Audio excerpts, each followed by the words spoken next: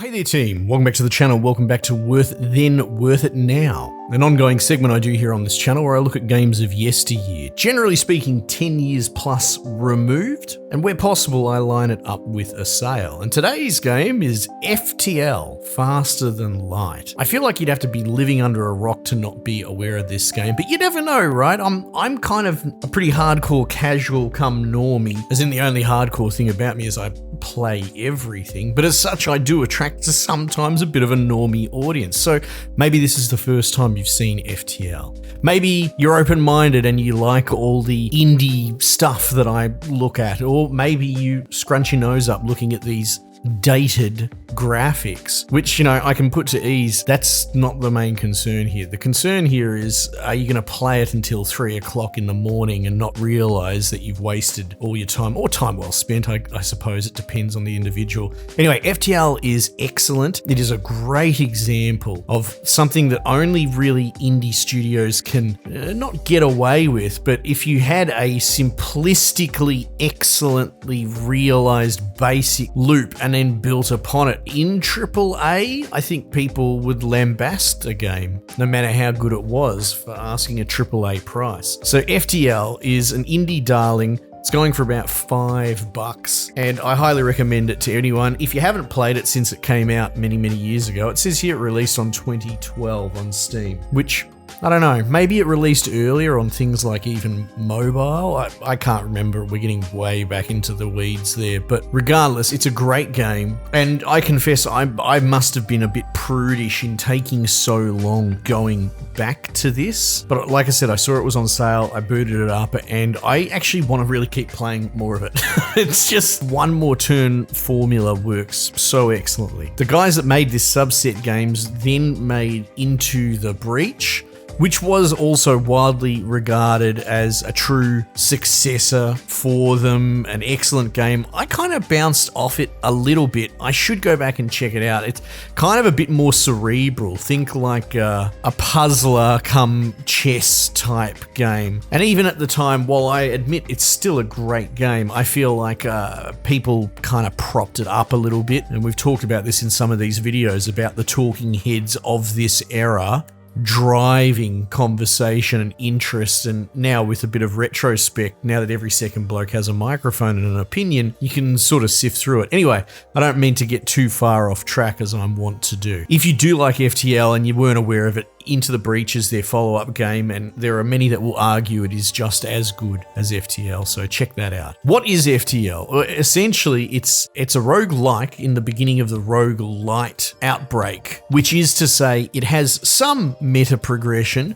that is more interested in giving you more game. It's a great example of when things were better, the way meta progression works. And just to break this down to basics, you have two concepts, the roguelite with a T and the roguelike with a K. Roguelike is to say that it's imitating the original game Rogue and its ilk, these run-based games that they're less interested in being like a 40-hour Fallout RPG investment thing. It's more interested in being maybe like a half an hour or an hour or whatever, but a shorter period of time, single run that is self-contained. You pick up loot and stats and you just try and make the best of a bad situation and turn a bad run good. That's what a roguelite is, and it has always been for so many years, until around about, 10, 15 years ago when these started popping up, where they had this idea of meta progression. So you'll do a run in this, you'll take your spaceship, you hop along, you're being chased by rebels, I think you're escorting some sort of documents or something, but the point is you're just trying to travel from point A to point B, multiple jumps across with your little ship, manning different stations, firing guns, fighting other ships as you go, managing your little crew on a fairly rudimentary but addicting layer of moving them around to auto-man or repair rooms, things like of that nature. Go to shops if you find them, maybe recruit more crew, and then try and fight the big bad at the end. That's the rogue-like component, and then the light component is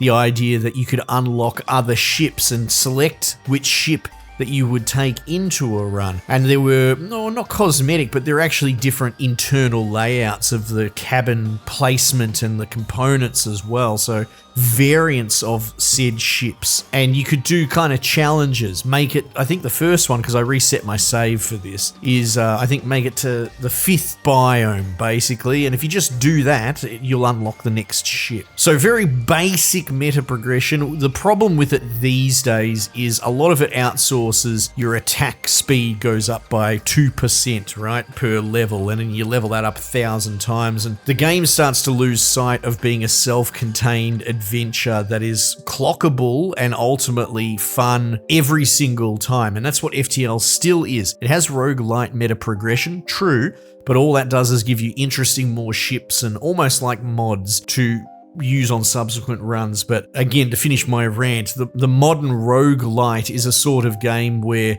you have a difficulty spike back to front where you literally can't clock the game for the first 5 hours of grinding until you meta progression your attack and your agility and all that crap to such a point where you're actually competitive in the run. And I kind of hate that. So FTL, the beginning of the backslide, I suppose, but it still holds up excellently. As I said, all you really do is you pick your ship, you start with your crew, you can rename them, your best mates or whatever. I'd just go with the defaults. They all have a little XP bar for each of the different stations and jobs they can do. So if you have a guy manning the guns a lot, then he will level up each time he fires, but they can also repair. If a part of ship gets damaged, it gets color-coded, you know, orange, red. You put the dude in the room and he makes a little wrench sound and a little animation and repairs it slowly. And all of this happens during the fog of war and battle. So while you're trying to keep firing the guns, keep the pilot seat and the engines manned as well to get evasion up, maybe man the shield as well so you can regenerate that over hits. You're shooting up an enemy ship that are doing exactly the same thing, and you get an idea of their layout and you can tell your guns which spots to target. So like maybe you want to take out their engines first or their guns first. You come up with your own strategy, right?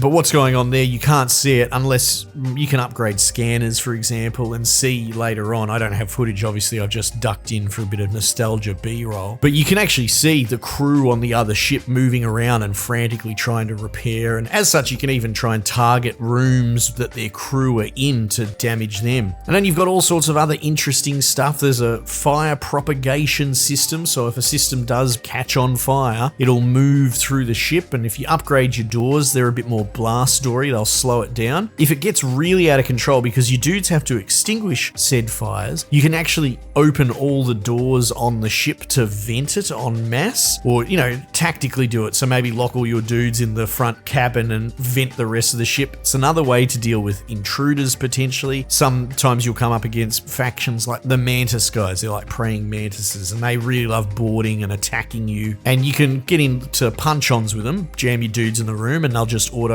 attack. You're sensing a theme, obviously. You just place the dude in the room and he will contextually do what is required, but maybe suffocating the rest of the enemies that have boarded onto your ship is an option. Again, getting all the oxygen back will take a bit of time, and if your dudes are suffocated in turn, well, they'll die as well. Plugging leaks, putting out fires, repairing stations, and fighting the enemy, it becomes quite a bit of plate to spin, especially once you're a bit deeper into the run. In the beginning, it's all very graspable, but then you're going to get upgrades and cloaks and advanced scanners or new weapon systems, and then you have to power each system, so you have to make sure you juggle all that around, or you upgrade your reactor to cover it. Man, it's good just talking about this game, and it was fun coming back to it. The dinky little soundtrack is perfectly agreeable that will very quickly become addicting, and I've steered more than one friend or housemate or division mate onto this game over the years, and they all get addicted. They can't help it. This is crack that I'm just dealing out to all my close friends. I probably should be ashamed of such, but anyway, so it goes. Maybe I'll do the same to you. So FTL, check it out, pick it up. Maybe you forgot all about it, maybe you missed it. Either way, it's only $5 and it's addiction incarnate. And I actually think I will keep chipping away at it despite all these other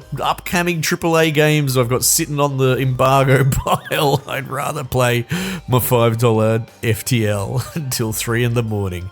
Alright team, might just leave it there for the time being, and I'll catch you guys on the next one.